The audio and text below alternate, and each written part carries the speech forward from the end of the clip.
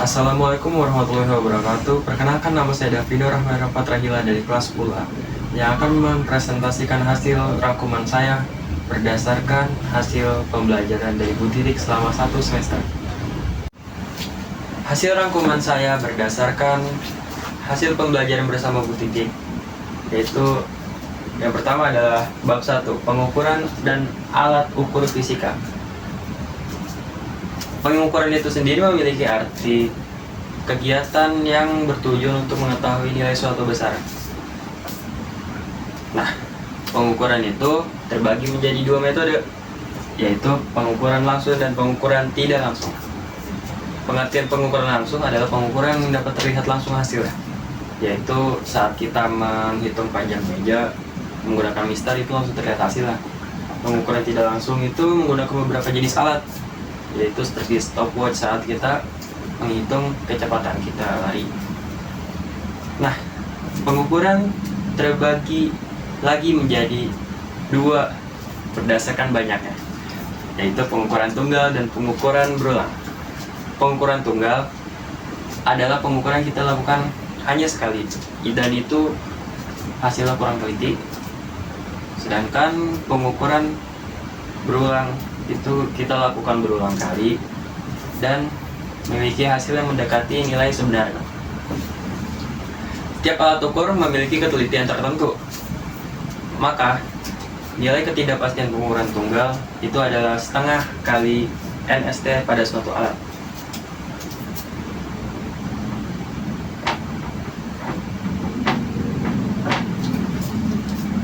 Nah, kita akan sebutin macam-macam alat ukur. Yang pertama adalah alat ukur panjang, itu mistar. Dan alat ukur massa yaitu neraca, alat ukur waktu yaitu stopwatch, alat ukur suhu itu termometer, alat ukur. Dan yang kelima adalah mengukur arus listrik, yaitu menggunakan ampere meter. Nah, sekarang kita akan lanjut ke bab 2. Di bab 2 kita akan belajar tentang besaran, satuan, dan dimensi. Besaran itu sendiri memiliki arti sesuatu yang dapat diukur, sedangkan satuan memiliki arti menyatakan suatu besaran. Nah, saya punya satu contoh penggunaan besaran dan satuan di kehidupan saya.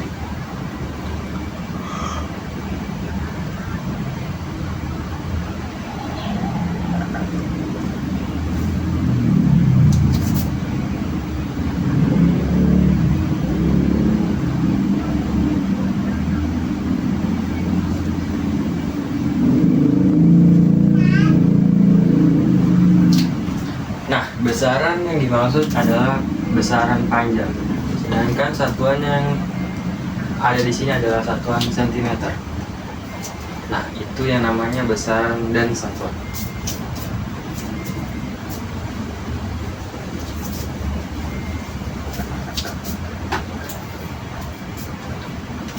Nah, besaran itu sendiri dibagi menjadi 2, yaitu besaran pokok dan besaran turunan.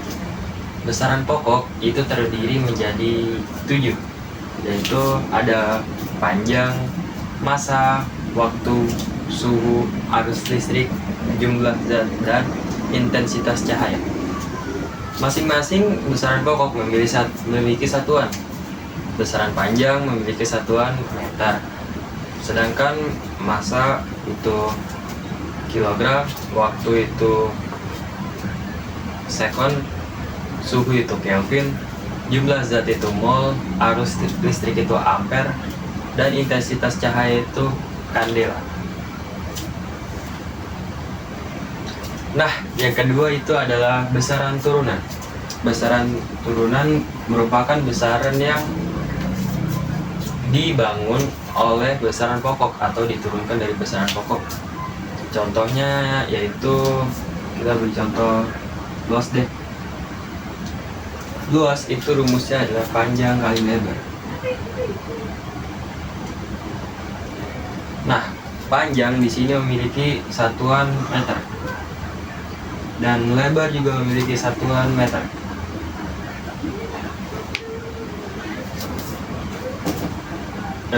Jadi luas di sini memiliki besaran turunan dari besaran pokok, yaitu besaran panjang.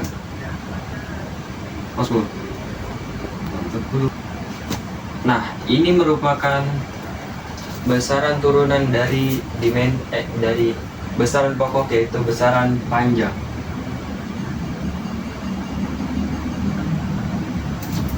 Nah, seperti itu.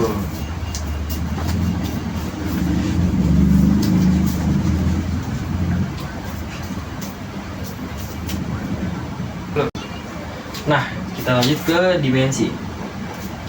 Dimensi itu adalah cara suatu besaran tersusun atas besaran-besaran pokok. Dimensi itu memiliki kegunaan, yaitu yang pertama adalah menunjukkan kesetaraan,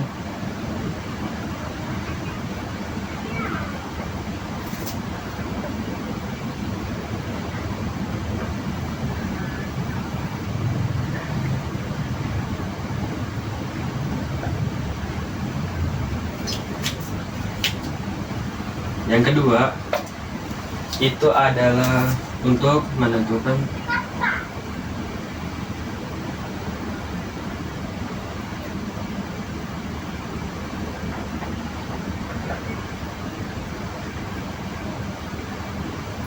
yang ketiga adalah untuk analisis dimensional.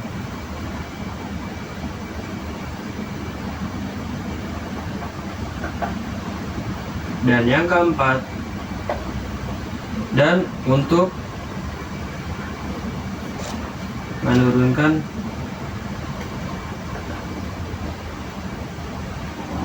suatu persamaan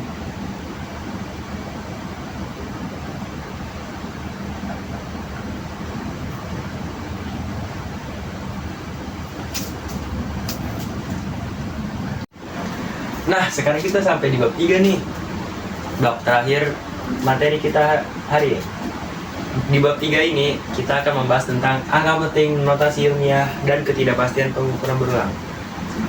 Yang pertama kali kita akan bahas pada bab 3 ini adalah angka penting.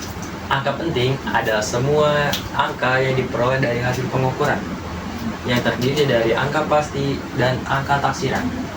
Nah, untuk memperoleh angka penting, kita butuh peraturan dalam angka penting adalah, yang pertama adalah angka bukan nol adalah angka penting.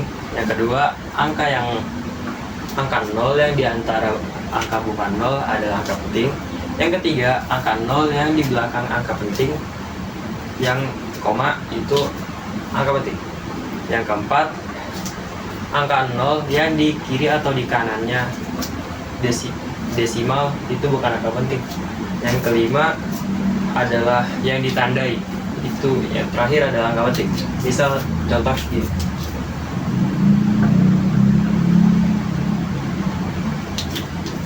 misalnya yang ditandai terakhir adalah 5. Nah, kita sekarang mempunyai 3 angka penting, karena angka penting terakhir yang ditandai adalah 5. Nah, seperti itu untuk mengetahui angka penting, peraturan-peraturannya. Nah, sekarang kita akan membahas tentang operasi angka penting. Operasi angka penting itu ada banyak, yaitu tentang penjumlahan, pengurangan, perkalian, pembagian, akar, dan kuadran.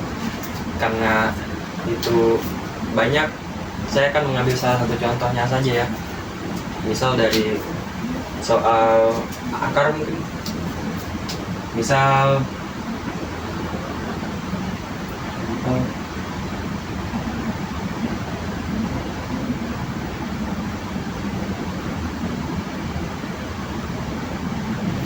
kita punya angka 144, akar 144 misalnya. Kalau kita kerjakan secara biasa, hasilnya adalah 12.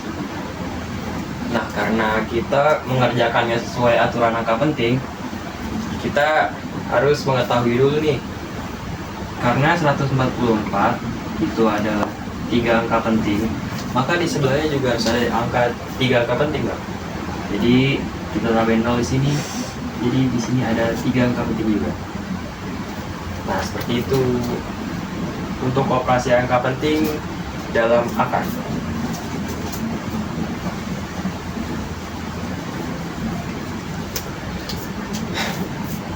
Setelah angka penting, kita akan membahas tentang notasi ilmiah. Notasi ilmiah digunakan untuk menuliskan bilangan yang sangat besar atau kecil sehingga mudah untuk dibaca. Misalnya nih, contoh ini rumus caranya A kali 10 n. Nah, di mana A adalah bilangan asli,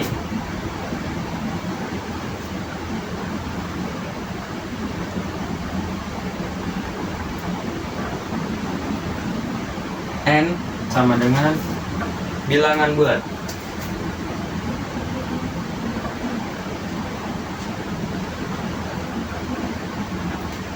Nah, bila kita ingin membuat notasi ilmiah dari nih, bisa kita contoh deh. Contoh notasi ilmiah dari 9 juta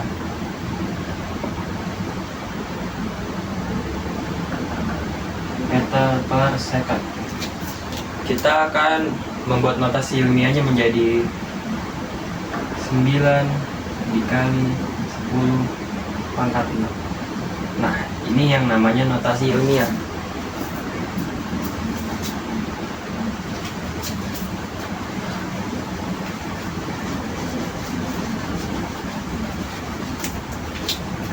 Yang terakhir dari bab 3, kita akan membahas tentang nilai ketidakpastian pengukuran berulang. Nilai ketidakpastian disebabkan oleh adanya kesalahan dalam pengukuran. Kesalahan adalah penyimpangan nilai yang diatur dari yang menyimpang dari nilai sebenarnya. Kesalahan itu ada 3. Ada kesalahan umum,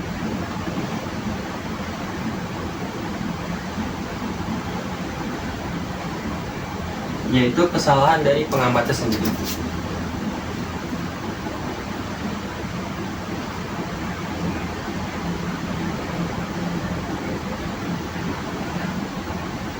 Yang kedua, kesalahan sistematis,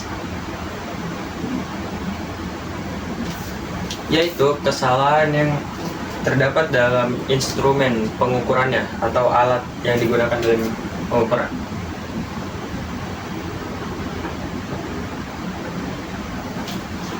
Yang ketiga, ada kesalahan acak. Kesalahan acak adalah kesalahan yang tiba-tiba banget gitu terjadi. Jadi tiba-tiba gitu, tidak bisa diprediksi.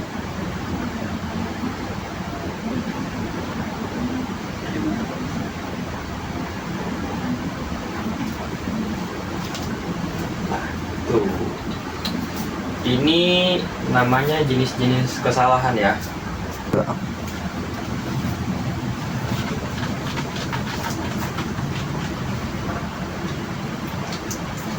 Sepertinya itu saja yang bisa saya rangkum pada video kali ini. Kurang lebihnya mohon maaf. Maaf atas ketidaktahuan saya, dan apabila ada salah kata, maaf ya.